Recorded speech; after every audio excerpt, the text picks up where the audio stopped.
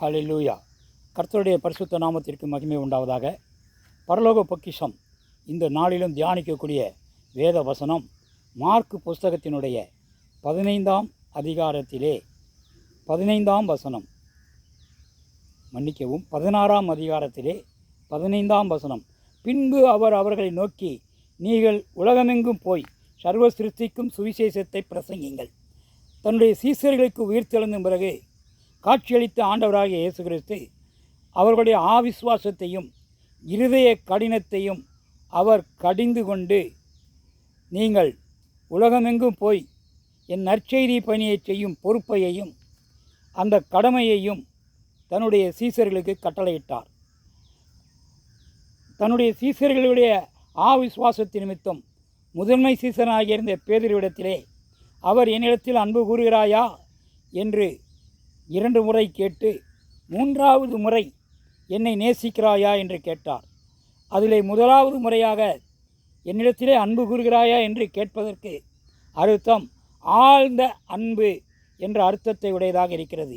2வது முறையாக என்னிடத்திலே அன்பு கூறுகிறாயா என்று கேட்பதற்கு ஆழ்ந்த அர்த்தம் என் நண்பனே என்று அர்த்தத்தில் உள்ளது. 3வதாக என்னை நேசிக்கிறாயா என்று அவர் கேட்டது நேசத்தை குறிக்கிறது. ஆனால் 3 முறையும் பேதுரு நான் உம்மை நேசிக்கிறேன், நான் உம்மை நேசிக்கிறேன், நான் உம்மை நேசிக்கிறேன் என்றான். ஏனென்றால் பேதுருவிடம் 3 முறை கேட்டதற்கு பேதுரு தன்னிடத்திலே விசுவாச நிமித்தம் நாம் விழுந்து போனமே என்று நினைத்த நிமித்தம் இவ்வாறு அவர் நான் உம்மிடத்திலே அன்பாக இருக்கிறேன் என்று சொல்வதற்கு பதில் நான் உம்மை நேசிக்கிறேன் என்று 3 முறை சொல்லியிருக்கலாம்.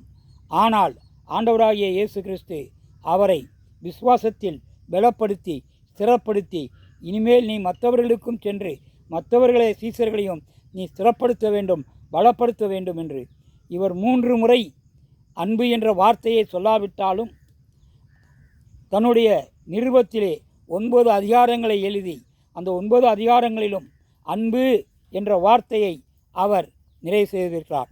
அன்பு என்பது அகாப்பே என்ற கிரேக்க மொழி சொல்லாகும். இப்படியாக அன்பு என்ற சொல்லை அவர் பயன்படுத்தினார்.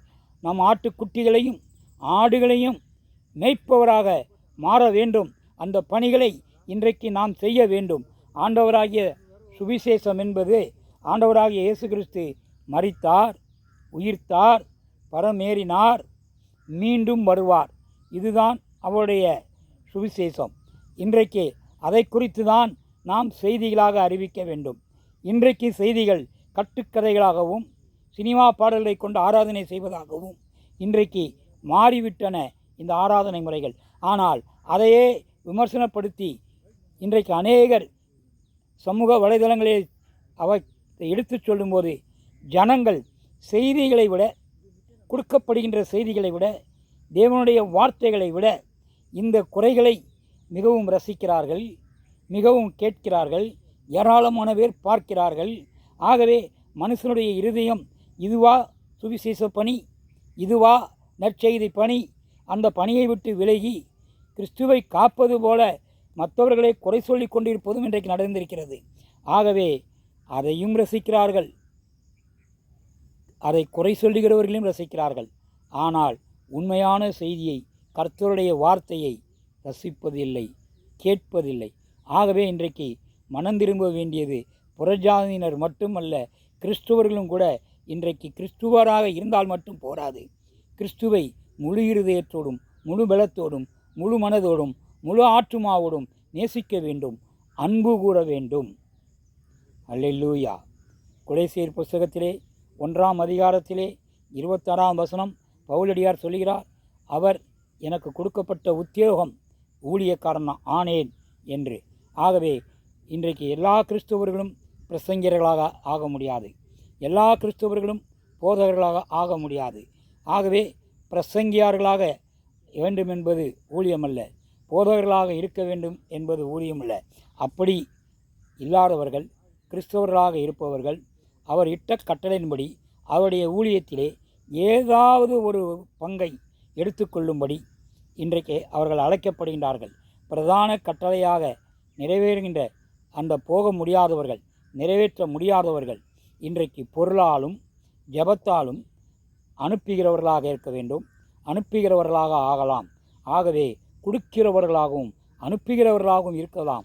எதுவும் ஒரு ஊழியம்தான். எல்லா கிறிஸ்தவர்களுக்கும் தங்கள் இனத்திலும் அயலாரத்திலும் நாம் சாட்சி உள்ளவர்களாக இருக்க வேண்டும். கிறிஸ்துவன் என்ற ஒரு நற்சாட்சியுடையவனாக இருக்க வேண்டும்.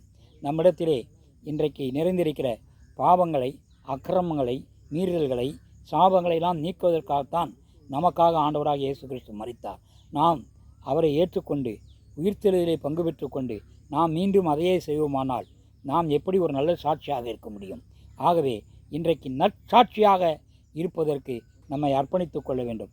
இந்த நாளிலே இந்த செய்தியின் மூலமாக நாம் கர்த்தருடைய பணியை பிரசங்கியாராக மட்டுமிருந்து செய்ய வேண்டுமென்றது அல்ல, போதகராக இருந்து செய்ய வேண்டியது என்றல்ல, ஊழியக்காரர் என்ற முத்திரையை குறித்து செய்ய வேண்டுகிறவர்களாக அல்ல, இன்றைக்கு கொடுக்கிறவர்களாகவும் ஜெபிக்கிறவர்களாகவும் இருந்து இந்த ஊழியத்தை செய்யலாம் என்பதுதான்.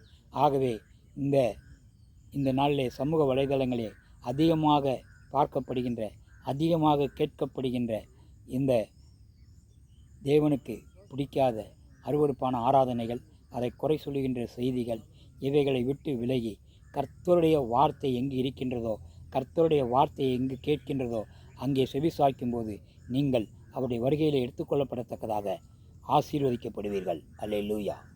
எங்கள் அன்பின் பரலோக பிதாவை நல்ல ஆண்டவரே, கிருபையும் மகா இறக்கவும் முறுக்கவும் உடையவரே, நேற்றும் இன்றும் என்று மாறாதவரே, இந்த நாளிலும் கர்த்தருக்கென்று சுவிசேஷ பணியை செய்ய வேண்டும் என்ற நோக்கத்தை கர்த்தர் மிக தெளிவாக இந்த செய்தியின் மூலம் அறித்திருக்கிறார். ஊழியம் பிரசங்கியராக மட்டுமல்ல, போதகராக மட்டுமல்ல, சுவிசேஷகராக மட்டுமல்ல, கொடுக்கிறவர்களாகவும் ஜெபிக்கிறவர்களாகவும் ஊழியம் செய்யலாம் என்பதையும் இந்த வசனம் இன்றைக்கு நமக்கு வெளிப்படுத்துகிறது. ஆகவே மிஷினரிகளாகத்தான் செல்ல வேண்டும் என்ற நோக்கம் இல்லாமல் இன்றைக்கு கர்த்தருக்கு என்று பணி செய்கிறவர்களாக, எந்த வகையிலாவது உதவி செய்கின்றவர்களாக இருக்கும் பட்சத்தில் அந்த ஊழியத்தை தேவன் ஆசீர்வதிக்கிறார். நற்செய்தி பணிகள் செய்கிறவர்களுக்கு உதவி செய்யலாம், அவர்களுக்கு ஜெபிக்கலாம். இதுவும் ஒரு ஊழியம்தான் என்பதை இன்றைக்கு இந்த செய்தி மூலம் வெளிப்படுத்தியிருக்கிறார். தேவன் தாமே ஆசீர்வதிப்பாராக. ஆமென். துதிகன மகிமையில உமக்கே செலுத்துகிறோம் நல்ல பிதாவே. ஆமென்.